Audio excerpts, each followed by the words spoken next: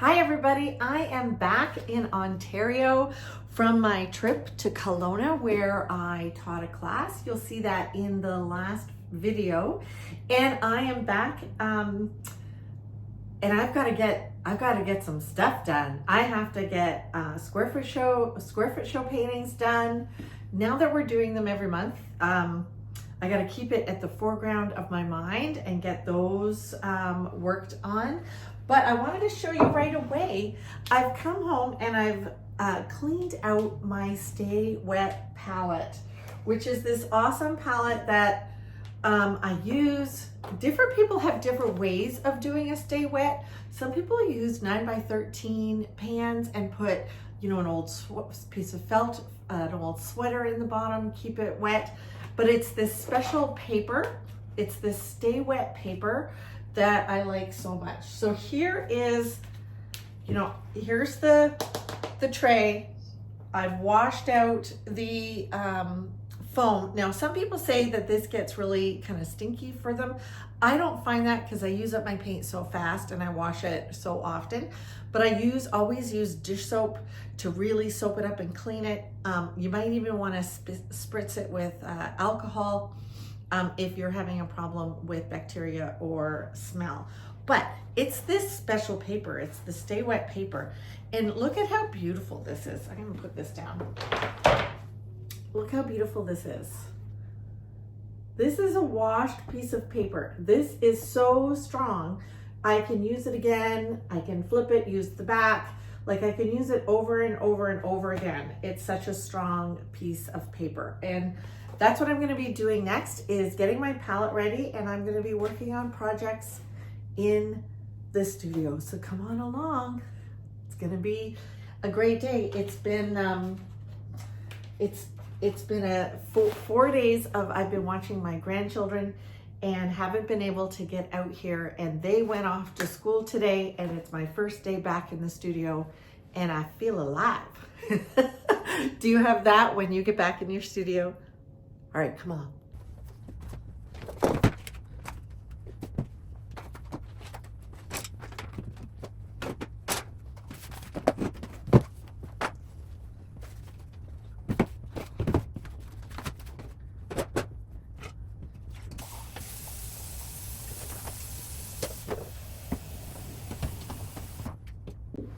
So you saw me clear a whole bunch of space. I left it a little bit disheveled. So now I've got to get these 12x12s primed. So I'm priming them with a cadmium red hue by Winsor & Newton paint. And I simply wash that on, guys. I use a big floppy wet brush. And I water down that paint, and I do the tops and the edges and get them prepped for some paintings. So today I'm going to work on a few 12x12s with you and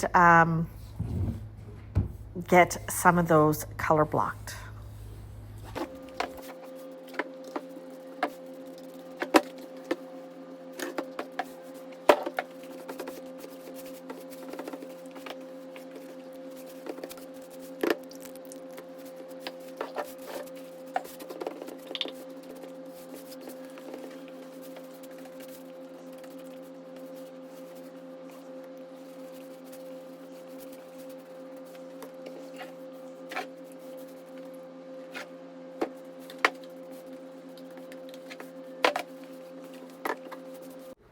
So the canvases are prepped, and now I have to get my palette ready. So today I started with the scooping out of paint versus using all my tubes. So I'm going to be using all my little buckets and scooping out paint and getting my palette ready. As you know, this is my least favorite job. I find it a little boring, a little monotonous. And I have no rhyme or reason while I'm doing it. It's whatever color comes up next, I put on my palette. I don't have a little system or anything like that. But, you just got to get the parts that aren't your favorite done in the studio. But I do love the result of getting my palette ready. And yeah, it's really always wonderful to start some paintings with fresh new paint. So let me finish filling up my palette and we'll get on to painting.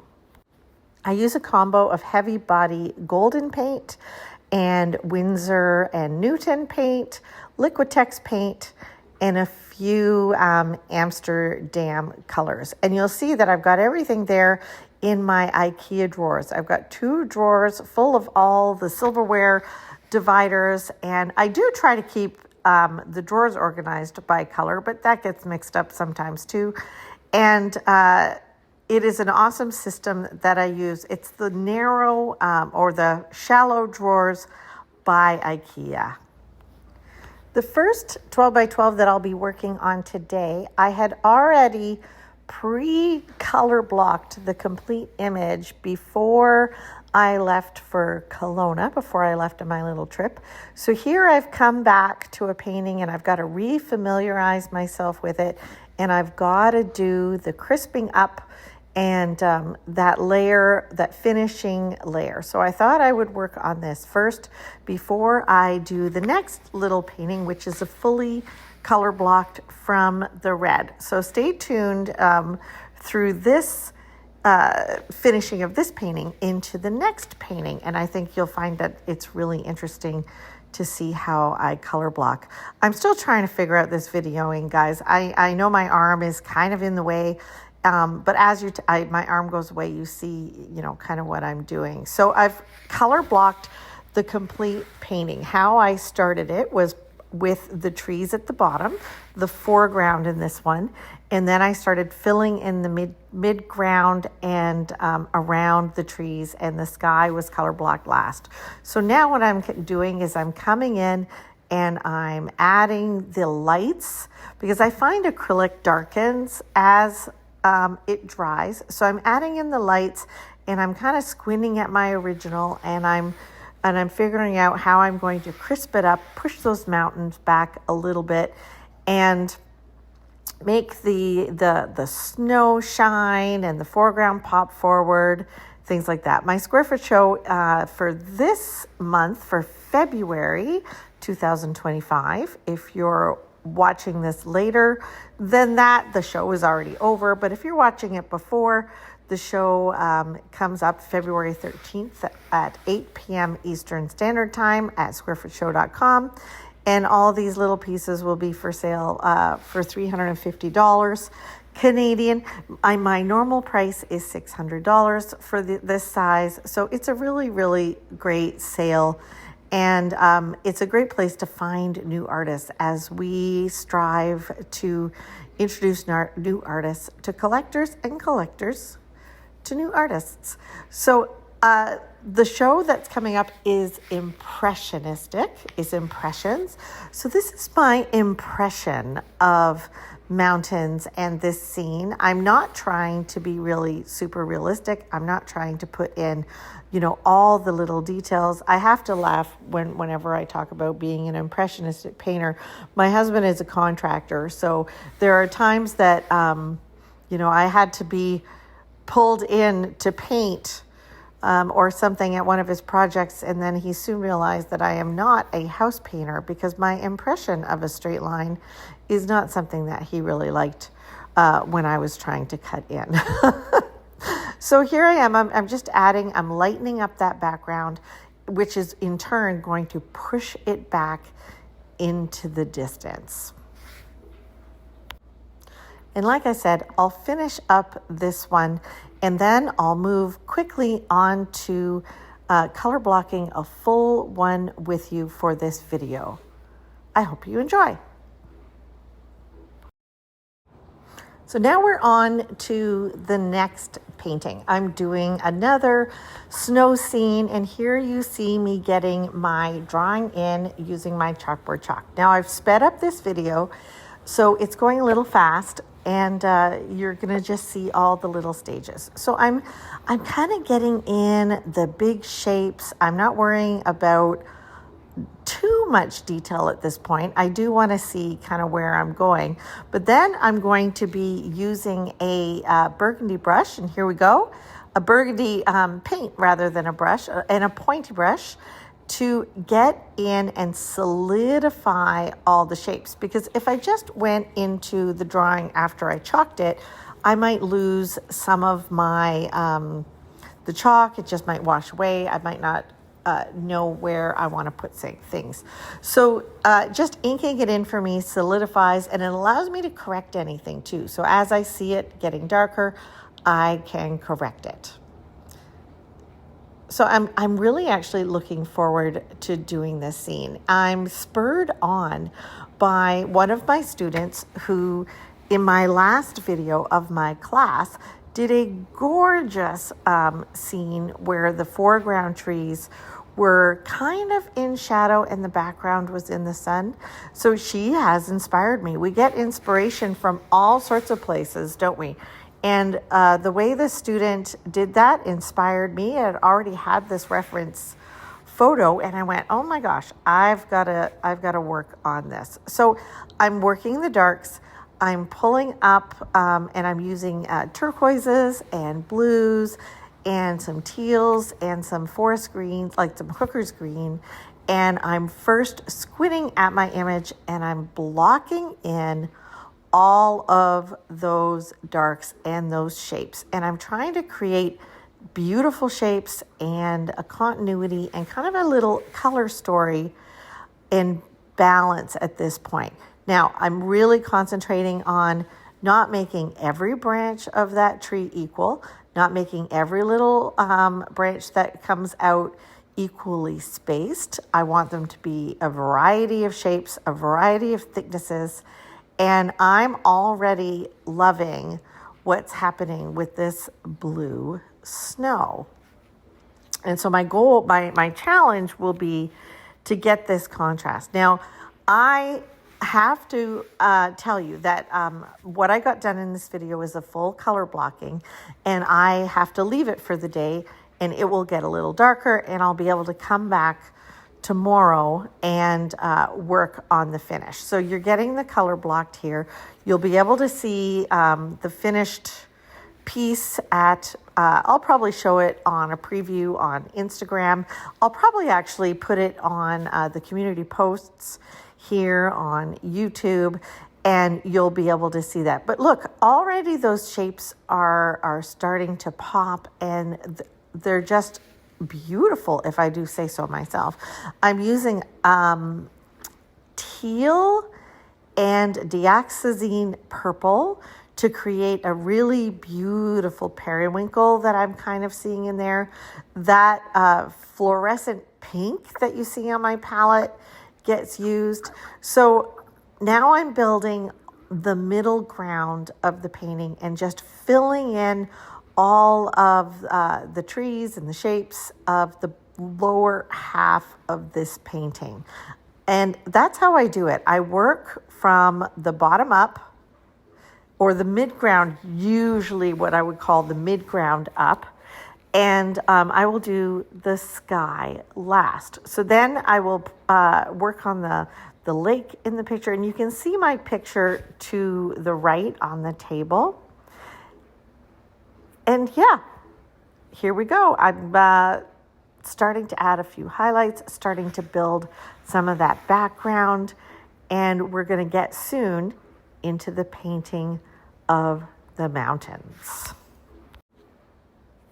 And you're going to see soon that I'm going to be starting working on that background, the snowy trees and lake in the background, trying to kind of visualize that there are trees on that mountain, the rocks on that mountain, and not just put, a big blanket snowy background, but to give detail and all of that. I love doing these 12 by 12s, and I was really rejuvenated after being away from my studio for probably about 2 weeks. I had been in Kelowna visiting my kids and my grandkids. It was wonderful to be able to create with a group of artists in the Gallagher community of Kelowna. You go back to my last video, you'll be able to see that and how a class went. and that was really fun. But there's nothing like being back in your studio with all of your supplies and everything available to you. I think I was listening to Melissa Morale about, fashion. It's funny, I just have to listen to the things that I have on YouTube because I'm concentrating and looking at my painting. So I always just kind of pop my eyes up to see if they say anything interesting. I'm really trying to learn about how to dress myself. That may sound funny, but I'm trying to learn all sorts of things about this creative and lovely world that we live in, and fashion can be a real expression as well. And I'm trying to learn some things about body shape and form, which relate to painting. So here I'm painting the shape, the body and shape of those mountains. And you'll notice that the strokes are kind of following the contour of that mountain. As it comes down the slope and towards you, I've used my strokes to kind of follow that. And now I'm squinting. If you look at my mountain on the right, you'll see, some dark horizontal lines of the rock formations. And I'm kind of squinting at that, and I'm looking at it, and I'm trying to fill in and to just indicate. And remember, it's an impressionistic show that I'm doing, so I'm trying to be even more impressionistic than normal to fit the requirements of this show. So, what happens is sometimes I see something and I have to bop back and forth into the foreground. But I'm really loving how this painting is turning out. I actually really love it with the red background. And lots of people have said, wow, you should stop now. But I've never actually had anybody say, stop now, I'll buy it with the red background. So I will continue to work until I fill it. But the red is a unifying color that actually pokes through the entire painting, as you'll see. And if you zoomed close into this painting, you'll see that there's lots of red showing through. And I don't worry about that. I actually think that if it had been a white canvas and the white was showing through, it would look unfinished. But with the red showing through, it kind of gives a unifying glow throughout the entire piece. Now, guys, I'm loving it. I'm loving how all the snow on the foreground trees is taking shape and building those, big weighty branches that are weighed down with snow. So here I'm going to start the background. I always start the background against, so here it's mountains. If I was doing an island, it would probably be, against the trees. And I fill up and out from the positive shape. I consider the sky to be kind of the negative shape, if that makes sense. Tell me if that makes sense. That's my question of the day. Do I explain things well?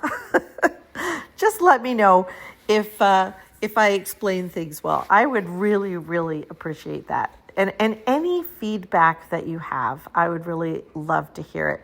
So this little sped up video, I really am enjoying this painting. Sometimes, taking a break and not painting for a little while spurs on all the creative juices when I get back to it. And I really have a good time in the studio creating. Even though I don't really like to be gone a long time, it is my job and I do have to paint for a living. So, I don't have the luxury of just taking weeks and weeks off. This is what I do. So let me know if taking time away from your studio stresses you out or gives you a little bit of energy when you go back to it. And I tend to treat my painting as, I treat my painting as a creative outlet, but I also treat it as a job. I get out into my studio at around 8:30 or 9 o'clock in the morning with my coffee, and I work all day. And I sometimes, I finish around I find 5 to 6 hours of painting to be quite invigorating. This day, however, I did these 12 by 12 color blocks, and around 2 o'clock, I had finished all that I could do on my regular painting jobs. So I spent the next 3 hours doing some abstract painting, and I actually got reinvigorated. My husband said, "Hey, it's 5 o'clock. Are you coming in?" And I was thrilled that I had such a full day in the studio. And isn't this little painting just coming along so fun? So I'm finishing this video on another day because my husband was right. I had to go out. We had a dinner date. I had to come in and go and have a shower. But did you like that little painting? I can't wait. Tomorrow I'm going to be back at it. I'm going to be finishing it, and I'll post it in the community tabs when I'm done. But if you would give me a like and subscribe, that is really helpful. It encourages me, and it gets the video out to more people. And I hope you enjoyed this video. We'll see you in the next one. I'm coming up with ideas, and we'll talk to you again. Bye-bye.